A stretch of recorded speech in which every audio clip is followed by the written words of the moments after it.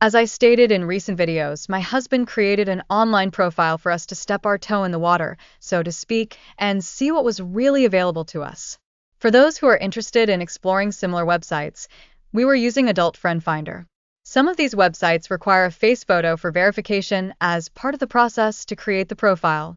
This one does not, which was important to us right now. If you know of other websites that do not require a face photo for verification, drop it in the comments to share with others. My husband created our initial profile, and once he learned how the site worked, he showed me the various aspects. We decided to change our profile name, which involved a fee.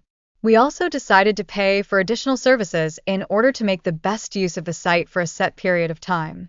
I believe we agreed on the increased membership fee for 3 months to see how things went and give us a serious chance to work through any additional adjustments as we were learning. The increased fee allowed us to be able to see when someone viewed our profile, which gave me the ego boost my anxiety needed at that point. I mentioned earlier that I was terrified of being humiliated when we finally met someone in person. I needed to see that someone was interested enough to come back to our profile if I was going to move forward with this adventure. Once we narrowed down the potential candidates, we crafted a message we were both comfortable sending.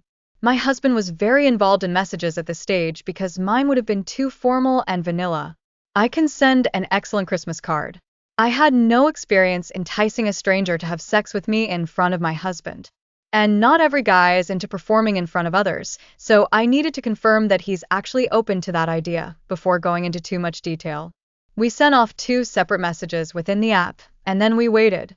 We only heard from one of them, and it was helpful to my fragile ego to know the other one never checked his profile. The response we did receive was positive, so we sent a picture and a bit more information to see if he was still interested. He'd had pictures on his profile, but he sent several more and said he was definitely interested. We messaged several times trying to find a good date to get together, and all messages were within the app. Timing seemed to be an issue. He finally asked if he could get my number to text directly and possibly make it easier to coordinate. My husband and I discussed the issues with giving out my number, then we decided we could just block it if it came to that. We gave him the number, and we never heard from him again.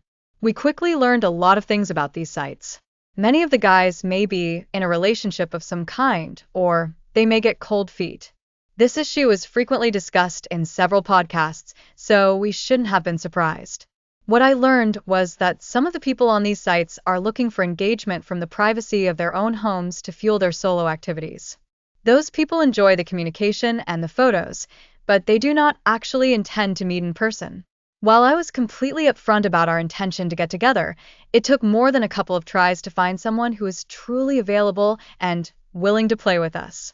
Because of that distinction between those who show up and those who do not, I continue to maintain a hard rule and will not send certain kinds of pictures to anyone I haven't met in person. Please like and subscribe in the bottom right-hand corner.